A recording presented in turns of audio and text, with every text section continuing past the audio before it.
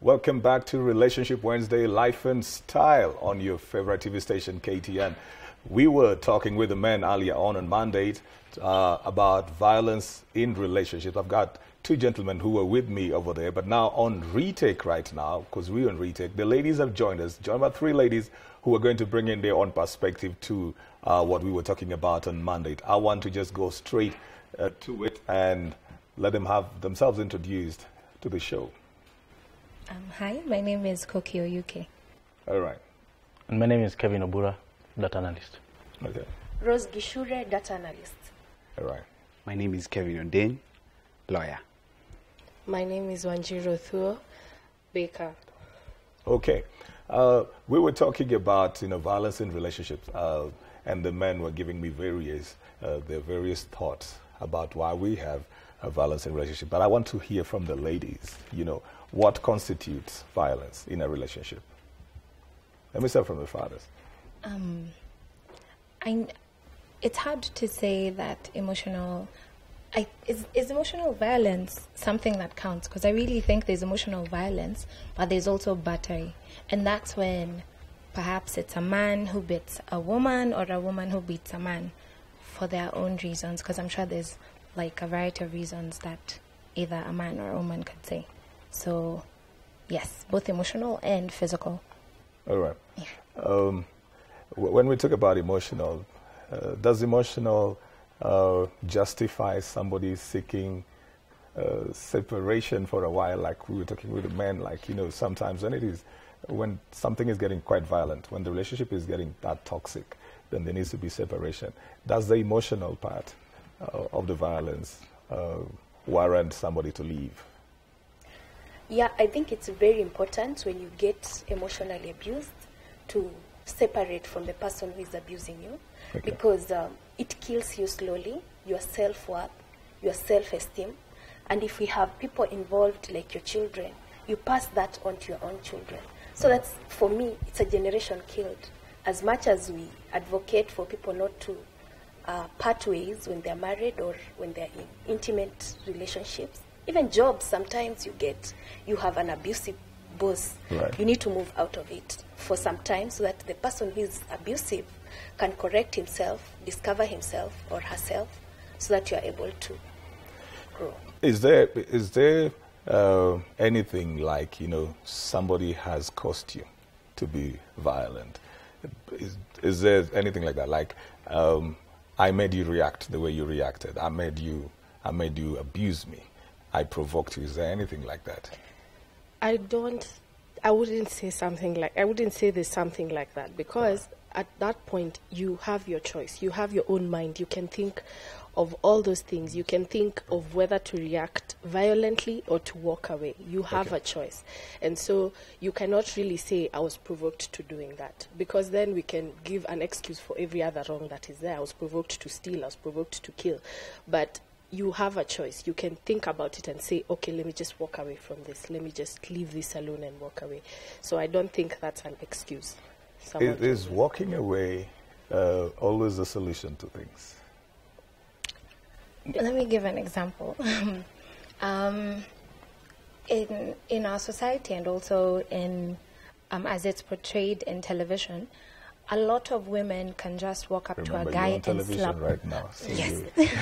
A lot of women can just walk up to a guy, maybe you've said something, and slap them. And, essentially the guy shouldn't do anything. But you see now, to some extent, that's provoking the guy. It's like we've gotten to a place in society where when it comes to slapping a guy, a lady will feel entitled. Like, you made me feel disrespected, so I'll slap you. And I think to some extent that is provoking. It's interesting that you are pointing out women as a violent ones. No, I'm not I'm trying to, okay, let me explain where I'm coming from. It's just an interesting thing that you pick up the ladies, like, the ladies, they do the slapping. Yes. For whatever reason, but they don't consider that to be violence, It's true, but I think And maybe, okay, guys, please be kind to me. I really think we've gotten to a place as women where we've kind of become entitled. And because of that, we've blurred the lines when it comes to respect and then also violence. Because I think that's violent. I mean, if a guy walked up to a lady and slapped them, that would be like World War, you know, like 4, 3, you get. But for a lady slapping a guy, that's taken as, you really made her feel really bad, and you shouldn't have. All right. So, to a lady, Kevin, do you agree with that to a lady, when she slaps you, she was just putting a point across? Not really. Maybe I'll support them in this. Like, you don't need to be physically hurt to mean that you're abused. So it starts from, it can't be emotional or physical. 2, like, the society maybe has made us to feel that if a guy hits you, maybe he's entitled to that. But if a lady hits you, now it's something else. I don't think that that is true. If you hit me as a lady, or I hit you as the guy, like, there's no room for that. It's abuse. And you can't tell me that maybe you've seen it somewhere or you've been provoked. When I get that, I take that step of hitting you, that is a personal choice. Maybe it's not, maybe I've watched it somebody, maybe my parents maybe were hitting each other somewhere. Now I take it upon myself now to do this. No. But there, sometimes, even though we talk about it's a personal choice, sometimes we see children growing up and they're very violent and nobody controls them over there. Then they're getting up into a relationship and this is what they have known. At that point, would you say that it's a choice that they had to hit somebody, or they're conditioned that way? It's okay. Let me use the Bible when it says you should teach your children the ways of the Lord, so that when they grow up, they will be keen. Look, Kevin, to walk with if I am a drunkard father, I'm getting there, or an absent one, I'm getting there. I'm getting there. The reason why I used that example was because it means the parent has a role to play. Okay. That's the point. You don't have to teach them, okay, if you're a drunkard father, that's different. You're not saved, you don't know about the word of God. But the point is, you should teach them something that when they grow up, they will follow it. That's the point. So whatever you do, your actions, the way you speak, you are teaching them, whether you like it or not. I'd like to differ on his point, because I'll give an example of a drunkard father. When I was in campus with this guy and he made a choice, he told me the reason he does not drink is because he's seen his father drunk, and he's seen his mother wake up in the middle of the night to open the gate, which was like almost maybe 500 meters away from the house. True. And so for him, he grew up and said, I will not drink because I don't want to become this. And so in as much as the parent has a role, you cannot say the parent has a role to a grown man like a 45-year-old or a 20-year-old. But you see, your point is an exception to the rule. There are people who would grow up and they say, I saw this and I won't do that. Right. But you see, if you look at the larger percentage, right, whatever your parent does or says, the children will actually follow what that parent is saying. You think that is how we hide, not to deal with issues? Yeah, because most of the time our personality comes up because of the way we were brought up, the way our genetical predisposition, and unless you make a choice, like most of us grew up maybe in very poor backgrounds, but right now we are able to afford life, so we were able to come out of that condition and be able to make something out of our lives. It's the same thing, but the percentage is very low. The people who decide that I will not hit my friends or I will not abuse my friends because I grew up like that, it's a very low percentage. So it takes a lot of self-discovery, emotional maturity to come out of the whole thing. Because you've grown up like, let's say 20 years of your life under the same, it's like monkey see, monkey do, the same thing. All right. Yeah. What are some of the things, we spoke with both Kevins earlier on, just trying to find out what brings the person to the point where they feel the only way for them to be had is to be violent. I think... what would they be battling with? Fear. Fear. Most of these people have very low self-esteem. All right. They don't regard other people highly. They're very controlling. Like you part ways with them, they call you, where are you? Who are you with? If you drive, they want to control car, they don't want you to wear heels, they don't want you to wear a nice dress. Very controlling. Those are some of the things somebody should look out for. Yeah, If I'm relating with somebody, Yeah. and then I find them very controlling Yeah. and insecure, that Yeah. needs to worry me. That's a danger Yes, sign. yes. It Yeah. needs to worry you. And if you care enough, they need to get help. And if they can't get help, I think the best thing is to move away from that person, because they will kill you. They will not really physical, but they will kill your inside, and you'll not become the person God created you to be. What if you have been, and anybody could answer that, what if you have been in this kind of an abusive relationship for such a while, hoping that things are going to change, until you have been killed on the inside? So now yourself, you don't have any self-esteem, so you don't even have the power to walk away. What happens? How do we remedy that? I would give a personal example. There's a close personal friend of mine who was in such a situation. And so it takes so much willpower to actually say, I'm done with this, I'm walking away. Because for my friend, it was, she was almost a statistic. And it was to the point where she was threatened and told, if you were here, I would have slapped you. And it was for such a small reason, like telling the guy, say sorry for what you've done, you've caused me some hurt. And so the guy just blew up and said, if you were here, I would have slapped you, and for that, you have to sit and think about yourself. You have to sit and think about what it is you want for your life, and especially where children are involved.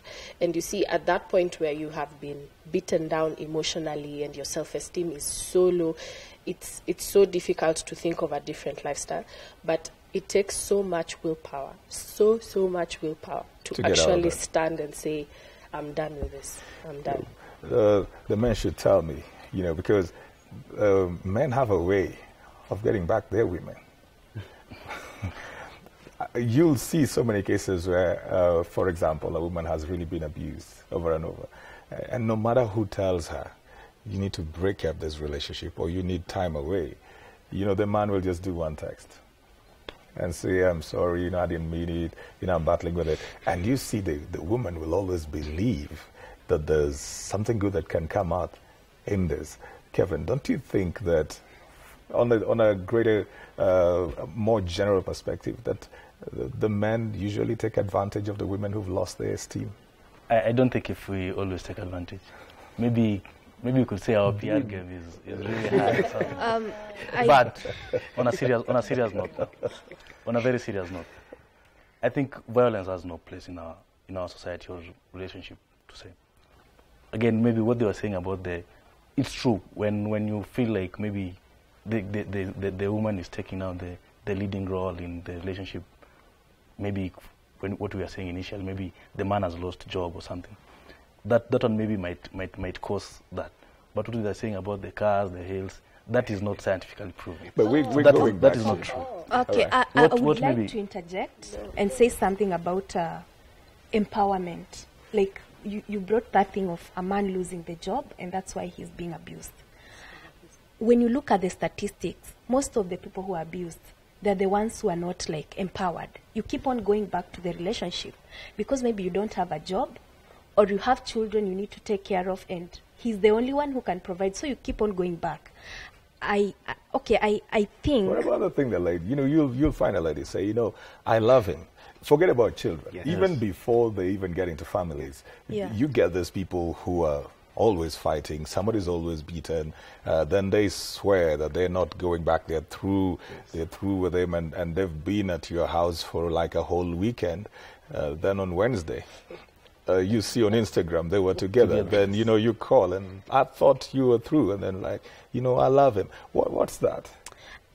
If you know your self-worth, I think if you really know your self-worth, you don't need to be getting back to such relationships. Because it's not worth it at all. But you've not helped me. What's that, Kevin? What's that? I don't know how to explain that. Is it a struggle? Is it somebody's manipulating the other? Okay, let's start from what they've learned from what they see when they were young, what their parents did. The mom used to humble, and the mom was like, yes, Dad, whatever you say, that's what we're doing. So you come into this relationship and this guy is beating you up, but wewe unasema, since my mom taught me this, I need to stick here. You see, I need to stick here. Yes, he's beating me up. No, I have to be humble. I have to submit.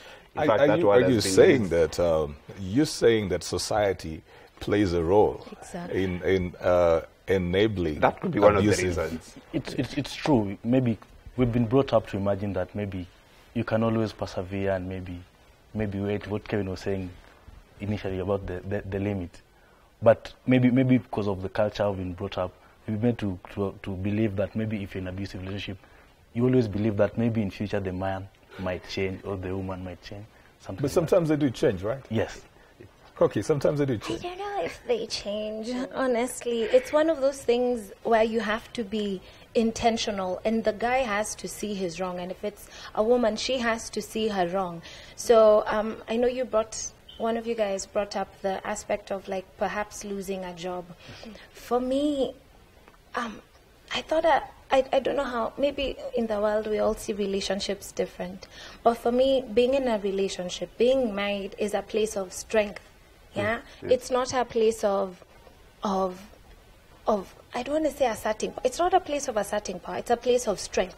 So even when you lose your job, it's a place for like, I am seen, I am known, I am loved. And essentially, I am not judged. Because if you entered into the relationship, I want to say whole. If you entered into the relationship whole, you won't feel threatened when you don't have a job. Essentially, but how many people really get into relationships whole? Well, that's the problem. Because I think, there's so much insecurity, there's so much that's a jealousy, different bank account. Regardless of backgrounds. I have seen people who are so beautiful yet very insecure. I have seen men who seem like they're doing so well yet they're very insecure. Where does somebody get their security from? I think that's it's not cast in stone that this is where you get your security from. There are people who, to them, when they know they have money, that's it. Does that really solve it? Does that really solve it? That's what because I've seen people who they've got money, but they are so controlling.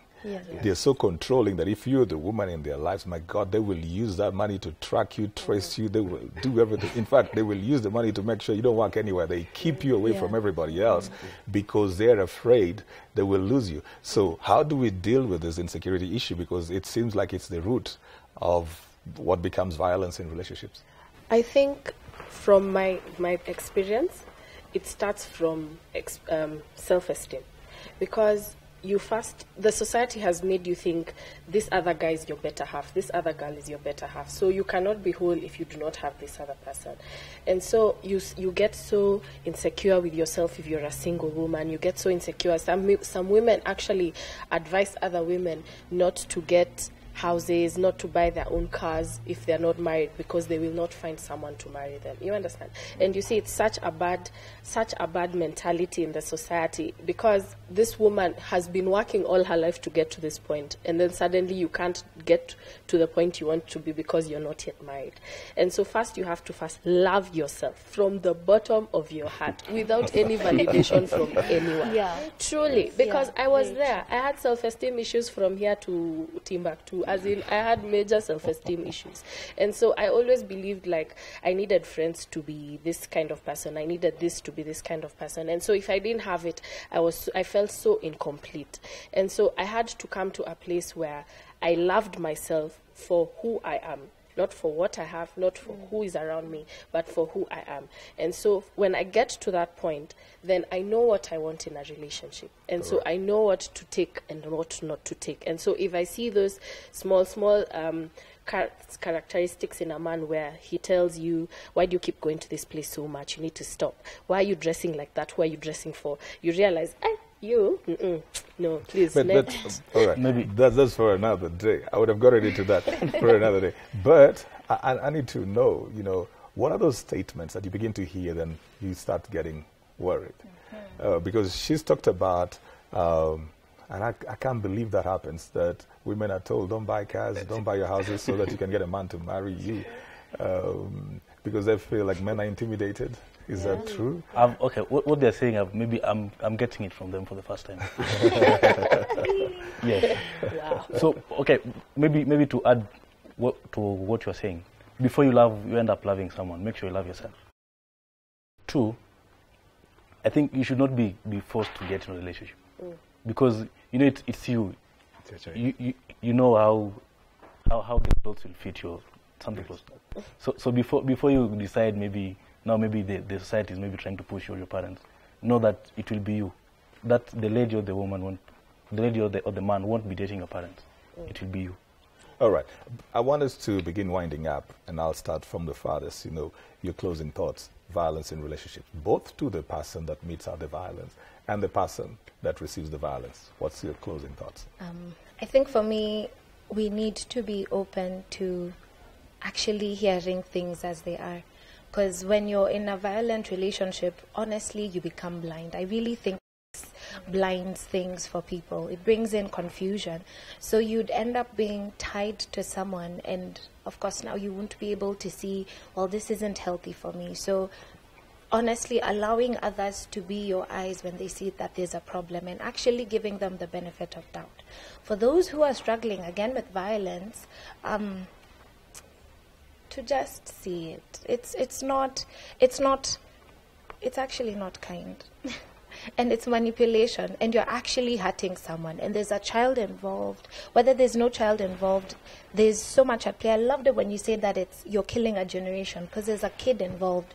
So you have to just see yourself and see it for what it is, that you're actually breaking stuff. All right, Kevin.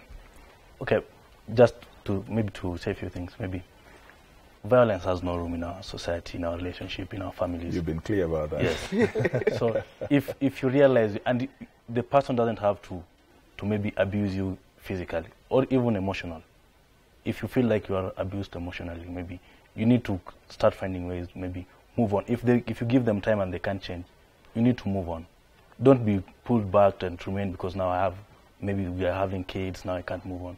We've seen guys who are like, yes, they've separated and then life is moving on. Life has to continue.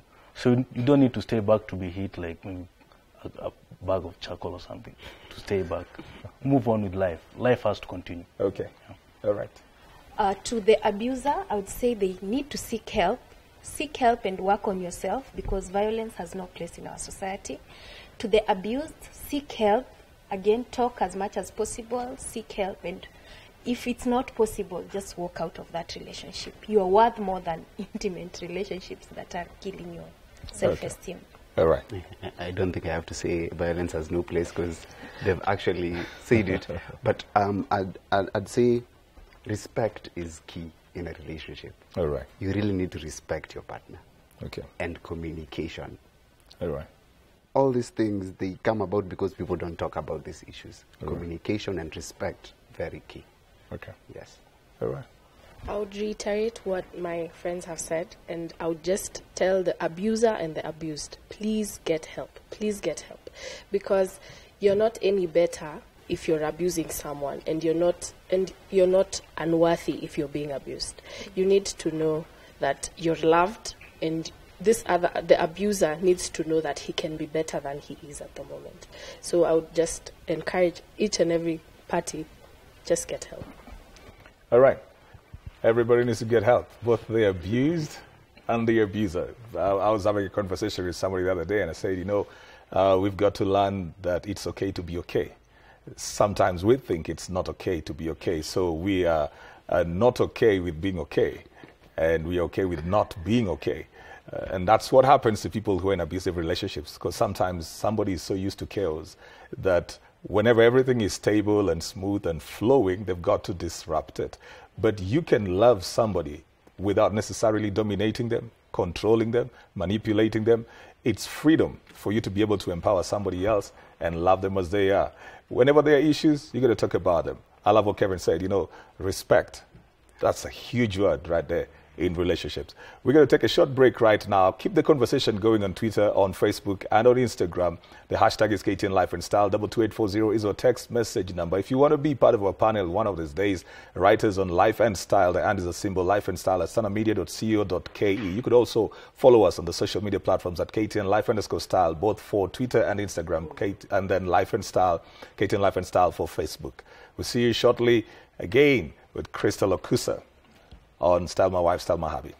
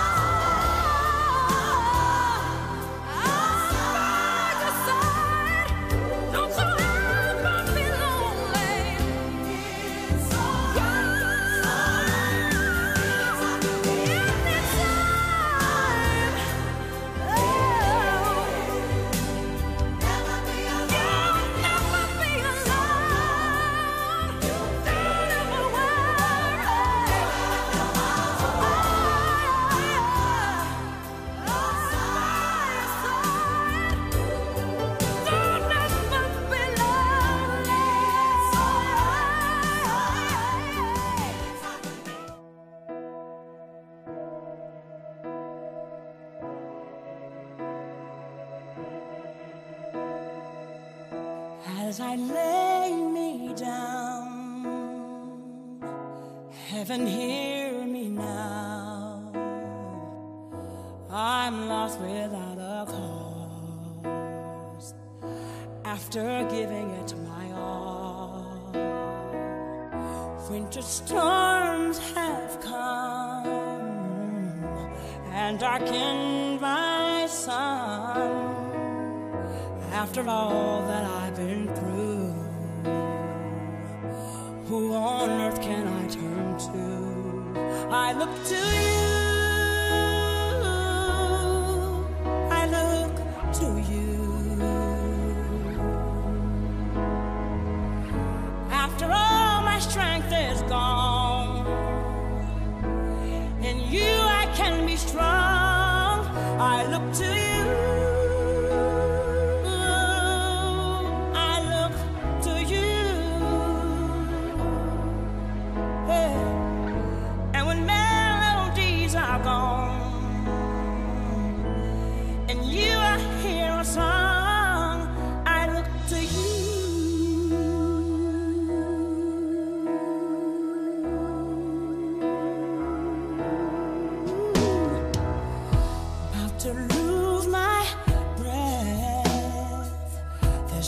Fighting left, sinking to rise no more, searching for that open door. And every road that I've taken led to my regret, and I don't know if I'm gonna make it. Nothing to do but lift my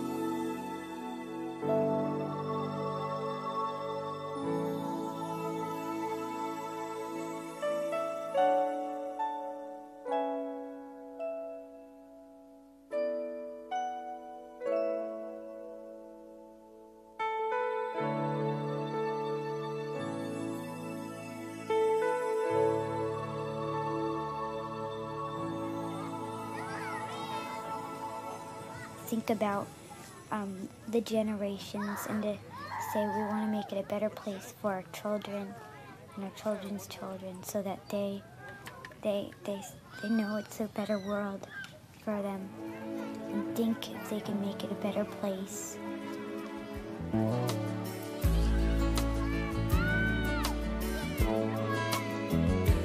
There's a place in your heart, and I know that it is love. And this place is much brighter than tomorrow.